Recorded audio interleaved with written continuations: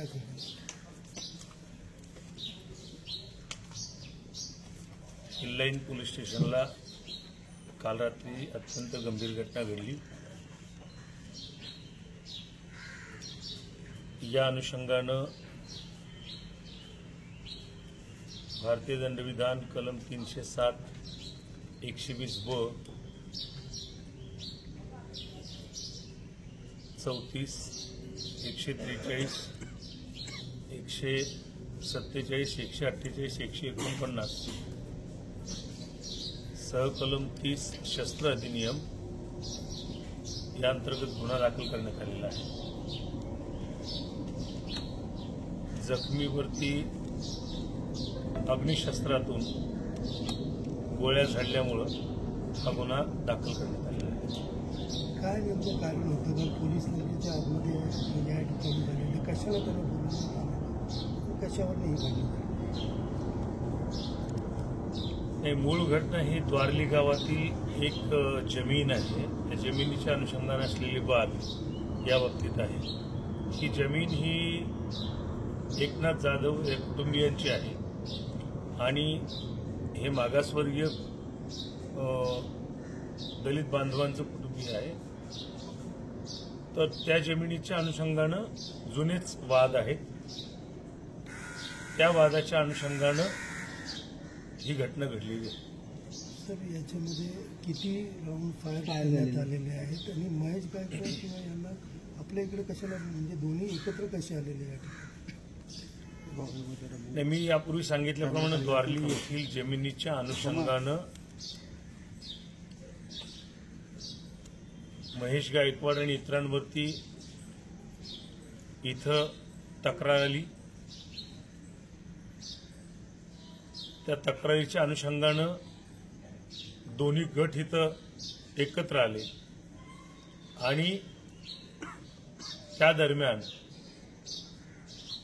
इथं आमदार श्रीयुत गणपत गायकवाड हे सुद्धा आले। महेश गायकवाड, राहुल पाटील आणि यातील फिर्यादी चैनू जाधव हे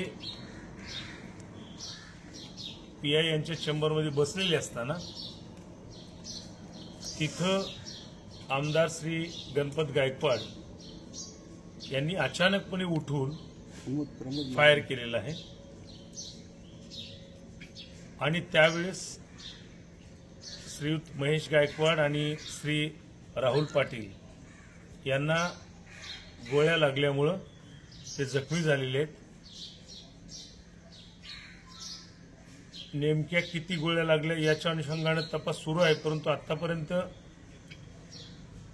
6 गोळ्या या जखमींच्या शरीरामधून काढण्यात आलेल्या आहेत अशी प्राथमिक माहिती प्राप्त झालेली आहे। आणखी सर्जरी आणि उपचार सुरू आहेत। ज्युपिटर हॉस्पिटलला जखमींना ॲडमिट केलेलं आहे आणि त्यांच्या उपचाराच्या अनुषंगानं डॉक्टर शर्थीनं प्रयत्न करीत आहेत। याबाबत अटक किती जण आहेत? काय म्हणले? अटक किती जण? आतापर्यंत एकूण 3 आरोपींना अटक केलेली आहे। यामध्ये आमदार श्रीयुत गणपत गायकवाड, त्यांच्या सोबतचे दुसरे फायरिंग करणारे आरोपी हर्षल केने आणि तिसरे एक आरोपी आहेत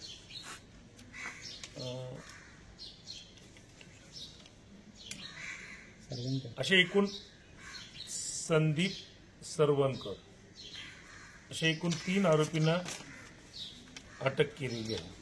सर, गणपत गायकवाड यांच्याकडून म्हणण्यात आलंय का आत्मसुरक्षेसाठी मी फायरिंग करण्यात आले, माझ्याकडून आत्मसुरक्षेसाठी फायरिंग करण्यात आले, माझ्या मुलावर हात उचलण्यात आला होता। काय सर कारण काय एकंदरीत पूर्ण? बाहेर हे दोन्ही गटाचे लोक उभे होते आणि आरडाओरडा सुरू झाला होता। आरडाओरडा सुरू झाल्यामुळं म्हणजे एकमेकाच्या बाबतीमध्ये ओरडणं सुरू होतं आणि तो गोंधळ नियंत्रित करण्यासाठी पीआय श्री जगताप हे बाहेर आले। तिथं कोणालाही मारहाण वगैरे अशी झालेली नाहीये, तशी घटना समोर आलेली नाहीये, परंतु त्या दरम्यान असं स्पष्ट होतंय, आपल्याकडे तसे सीसीटीव्ही फुटेजचे अत्यंत भक्कम पुरावे आहेत की गणपत गायकवाड यांनी उठून शांत बसलेल्या महेश गायकवाड आणि राहुल पाटील यांच्या दिशेनं त्यांच्यावरती नेम रोखून फायर केला आणि त्यावेळेस त्या गोळ्या त्यांच्या छातीमध्ये आणि इतर भागामध्ये लागल्या. जे जखमी आहेत ते पीआय यांच्या चेंबरमध्ये जे सीसीटीव्ही डिस्प्ले आहे त्या डिस्प्लेकडे पाहत होते की बाहेरची काय परिस्थिती आहे म्हणून. त्यामुळं जखमीकडून कुठलीही चिथावणी किंवा कुठलंही असं शाब्दिक चकमक किंवा कुठलंही असं कारण तिथे दिसून येत नाही. त्यांनी स्पष्टपणे, शांतपणे आणि ठरवून महेश गायकवाड आणि राहुल पाटील यांच्यावरती फायरिंग केलेलं आहे. सर, असंही बोललं जातंय की वैभव गायकवाड जे आहेत ते नाही, वैभव गायकवाड तर अगोदरच पोलीस स्टेशनला होते, त्यानंतर महेश गायकवाड आलेले आहेत आणि मग नंतर आमदार पण आलेले आहेत. अशा घटनाक्रम आहे तिथला आणि त्यामध्ये त्यांना प्रवेश देण्याचं कारणच नाही. ते सातत्यानं आतमध्ये येत आहेत, बसतायत असं स्पष्ट दिसतंय. यामध्ये इलेक्ट्रॉनिक इव्हिडन्स, सर्कमस्टन्शियल इव्हिडन्स अत्यंत भक्कम आहेत आणि हा खुनाचा प्रयत्न ठरवून आणि कुठल्याही चिथावणीशिवाय केल्याचं स्पष्ट झालेलं आहे. सर, रिव्हॉल्व्हरमधले गोळ्या संपल्याच्या नंतर जे सिनियर पीआय जे आहेत जगताप ते काही कामानिमित्त बाहेर आले होते, गोंधळ झाला. आत आल्याच्या नंतर दुसरा रिव्हॉल्वर ती गोळी मारणार होते त्यावेळेस त्यांनी त्या रिव्हॉल्वरच्या घोड्याला हात लावला असं एक माहिती मिळते. तर त्यामध्ये त्यांच्या बोटाला जखम झाली असं काय आहे माहिती मिळतं? त्यामध्ये